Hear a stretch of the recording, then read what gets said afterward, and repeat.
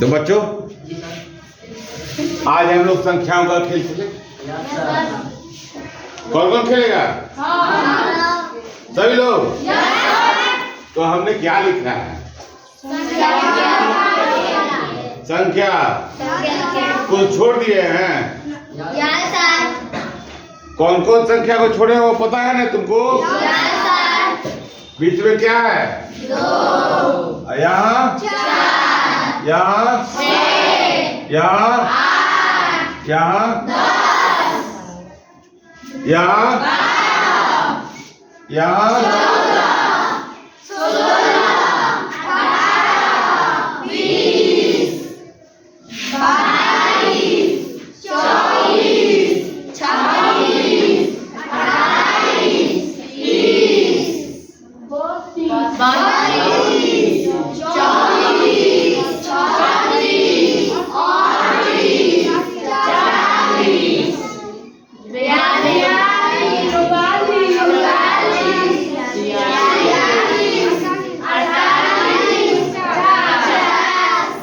चलो इतना ही तक हम लोग करें।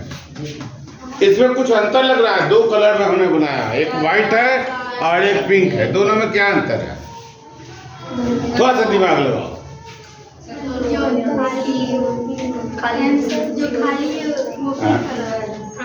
बहुत बड़ा अंतर। देखो जितने व्हाइट वाले हैं वे दो से विभाजित नहीं हो रहे हैं और जितने पिंक वाले हैं दो से विभाजित हो रहे हैं। तो जो दो से विभाजित होता है उसको क्या कहते हैं हम लोग? सम संख्या।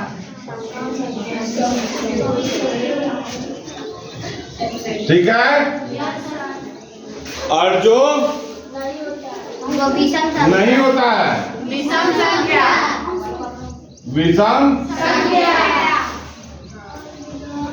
तो चलो इसमें से हमको उदाहरण दो।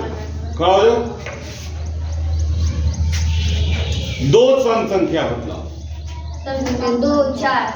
दो चार। गुड। बैठो। तुम खड़ा हो जाओ। हाँ 6 8 सम संख्या ना। तुमसे विषम संख्या पूछ रहे हैं। 3 5। तो इससे तुम 50 तक के सभी संख्या को सम संख्या और विषम संख्या पहचान लिए। बैठो। विषम संख्या और सम संख्या तो हम आगे का भी लिख सकते हैं। इसी ढंग से 51 क्या होगा? सम की विषम? 52 53 54 55 56 आप समझ गए? जो दो से भाग लग जाती है उसको सम संख्या कहते हैं, है ना? जो दो से भाग लग जाती है उसको क्या कहते हैं? और जो दो से भाग नहीं लगती है? अच्छा बतलाओ। दो से तो भाग सब संख्या लग सकता है, जिसमें शेषफल 1 बचेगा दो से भाग देने पर वह विषम संख्या। सबको भाग दो से, जितना व्हाइट वाले को, और शेषफल 1 बचेगा। तो एक और पहचान हो गया विषम संख्या। हाँ, जो 2 से पूर्णतः विभाजित नहीं होगा उसमें शेषफल क्या बच जाएगा? 1। अच्छा इसमें एक और जादू बतलाते हैं। कुछ समझ में आ रही है इसमें? क्या? देखो बहुत बड़ा जादू है। पहली सम संख्या में 2 जोड़ देंगे तो दूसरी सम संख्या मिल जाएगी। पहली विषम संख्या में 2 जोड़ देंगे तो अगली विषम संख्या मिल जाएगी। ध्यान रखो कि 2 जोड़ेंगे तो अगली सम संख्या रहेगी तो सम मिलेगी, विषम संख्या रहेगी तो विषम मिलेगी। लेकिन यदि 1 जोड़ते हैं तब क्या होगा? सम संख्या रहेगी तो विषम मिल जाएगी और विषम संख्या रहेगी तो चलिए इसको हम लोग एक काम करते हैं। कि सम संख्या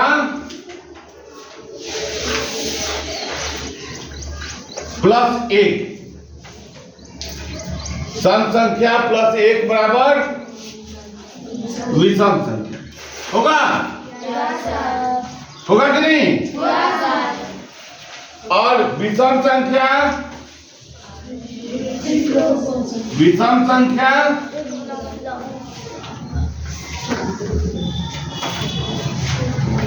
प्लस 1 बराबर सम संख्या।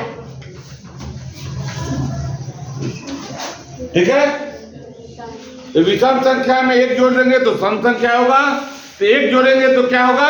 सम संख्या विषम हो जाएगा, विषम संख्या सम हो जाएगा। और आपको समझ में आ गई? सम संख्या का अंतर क्या हो गया? 2 लगातार सम संख्या का अंतर कितना होगा? कितना होगा? 2। 3 में से 1 घटाओ, 4 में से 2 घटाओ, तो विषम संख्या का भी अंतर 2 ही होगा और सम संख्या का भी अंतर 2 ही होगा। बहुत सारे कंपटीशन एग्जामिनेशन में, जैसे कि तुम ये करोगे, नवोदय हो गया, तो बहुत सब मैथ्स के कंपटीशन एग्जामिनेशन में पूछता है क्वेश्चन कि 2 लगातार सम संख्याओं का अंतर कितना होगा, तो क्या होगा? 2। और 2 लगातार विषम संख्याओं का अंतर होता है 2 होता है ना। इतना तक तो समझ में आ गई? चलो एक और खेल सिखाते हैं। कौन कौन सीखोगे? सब सीखोगे ना? तो आइए अब हम लोग सीखते हैं अगला। देखो यहां पर 3 को हम क्या लिख सकते हैं? 1 गुना 3। 2 को क्या लिखेंगे? 2। 4 को क्या लिख सकते हैं? 1 गुने 2 गुने 2 लिखेंगे ना? 5 को 5, 6 को 3। अच्छा देखो, इसको क्या लिखेंगे? 1 गुने। चलिए 7 को भी देखते हैं। 1 गुने 2 गुने 1 गुने 7, और यह होगा 1 गुने 2 गुने 2 गुने 2, है ना? इसका 1 गुने 3 गुने 3, इसका 2 गुने 5। इधर समझ आ रही है कि नहीं समझ में आ रही है? आ रही है ना? 11 को क्या लिख सकते हैं? 1 गुने। तो जो भी संख्या 1 गुना 1 और स्वयं के गुना में हो, यानी कि 2 ही गुणनखंड हो। कितना गुणनखंड? 2 गुणनखंड हो, तो इस संख्या को क्या कहते हैं? अभाज्य संख्या। इसको क्या कहेंगे? अभाज्य संख्या। अभाज्य संख्या।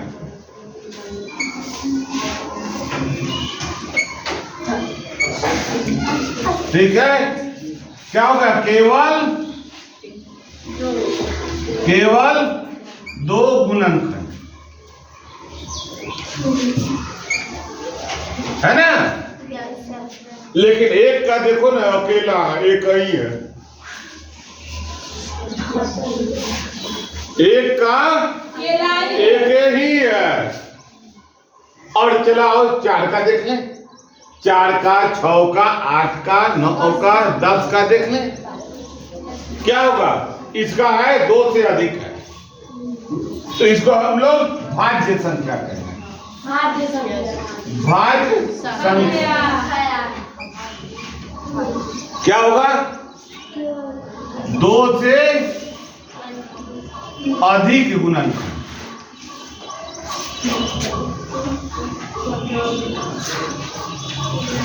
हो गया? 2 से अधिक गुणनखंड। और 1 जो है न तो क्या है कि 1 ही वो गुणनखंड है, उसका 1 ही है। तो इसका क्या कहेंगे हम लोग? अभाज्य। या ना तो भाज्य है ना अभाज्य। एक ना तो भाज्य है ना तो अभाज्य है, ना अभाज्य है। बात समझ आएगी? Yes sir. तो जरा हमको बतला दो, तुम लोगों में से कौन कौन आएगा? चलो आओ, कोई एक बच्चा, चलो आ जाओ। हालांकि हम यह पहले बतलाए हुए हैं। आ जाओ, आ जाओ, तुम भी आओ, आ जाओ खुशबू, चलो चलो आ जाओ। बतलाओ तो, दो भाज्य है कि अभाज्य है? इनसे क्या गुणनखंड है? दो ना है, एक और दो। तो दो वाला का क्या है? अभाज्य है। तो क्या है? अभाज्य है। तीन क्या है? चार क्या है? पांच क्या है? छह क्या है? सात क्या है? आठ क्या है? 9, 10, 11, 12, 13 अभाज्य होगा। देखो 1 गुना 13, 14, 15, 16। तो तुम लोग 100 तक का भाज्य अभाज्य बना के खिलाओगे ना? कौन कौन लाएगा? हाथ उठाओ। तब ले आओगे ना? ठीक है ना? पहचानोगी ना? सबको पहचानोगी ना? चलो अब आगे और भी सिखाएं। कौन कौन और सीखना चाहेगा? सभी लोग? बहुत अच्छा, अच्छा लग रहा है ना? चलो आगे हम लोग देखेंगे कि इसमें से दो से भाग लगने वाली संख्या कौन होती है? सम संख्या होती है। सम संख्या दो से भाग ले, लेकिन 3 से भाग लगने वाली संख्या को ढूंढे। 3 संख्या से भाग लगने वाली संख्या, तो 3 से देखो तो तीसरा पर या वो 3 से भाग लगने वाली को ढूंढना है, तो तीसरा संख्या को ढूंढेंगे। देखो 3 उठाए, 1 2 3 हुआ। ठीक है, ठीक है। फिर कहीं भी ढूंढेंगे तो 3 से आगे बढ़ते चले जाएंगे। 3 से भाग लगने वाली, लेकिन हमको और कुछ भी सीखना है। 3 और 2 से दोनों भाग लगने वाली, यानी कि 6 से भाग लगने वाली। तो इसे पहचान करना है, आपको भी पढ़ना है। पढ़ाए हुए थे 6ठी क्लास में। 3 और 6 दोनों से भाग लगने वाली संख्याएं वही होगी जो 2 से भी भाग लग जाएगी और 3 से भाग लग जाएगी। जैसे 6 का टेबल, 6 का टेबल जितना होगा 3 से भी भाग लग जाएगा और 2 से भी भाग लग जाएगा। 6 अगर 2 से भाग नहीं लगेगा तो 6 से भाग नहीं लगेगा। अगर 3 से भाग नहीं लगेगा तो नहीं लगेगा। 3 से भाग नहीं लगेगा तो वह 6 से भी भाग नहीं लगेगा। एकदम कोड ही लेके। तो चलो आप बतलाओ तो 27 6 से भाग लग जाएगा? नहीं सर, क्योंकि केवल 3 से भाग लगेगा। किससे भाग लगेगा? 3 से भाग लगेगा। उसी तरह से हम पहचान कर लेंगे, दोनों फैक्टर से भाग लग जाएगा तो भाग लगा देंगे। इसके बाद और भी चीज इसमें सीख सकते हैं। जिस क्लास में 5 हो वह 5 से भाग लग जाएगी। जैसे कि 5 15 5 से भाग लग जाएगा। 6 वाला बतला दिए। 7 वाले में 7 का टेबल है। 8 वाले में क्या होगा? 4 और 2 4 8 तीनों से भाग। एक बात और है, जब लंबी संख्या मिले तो लंबी संख्या वाले के लिए हम अलग क्लास हम दे देंगे, जिसमें कि आप संख्या की पहचान, ऐसे चैप्टर में हम लोग पढ़ाए ना, और जैसे आप लोग 7वें में है तो फिर एक बार हम उसको अलग से क्लास में बताएंगे।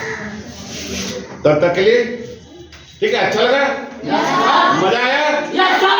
तो आप लिख देंगे ना, होमवर्क क्या दिया आपको हम? 100 तक का भाज्य और अभाज्य और सम संख्या विषम संख्या को ढूंढना है। क्या क्या? गुड, बहुत अच्छा।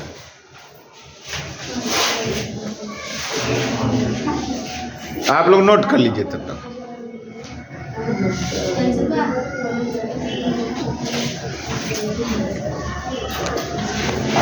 विषय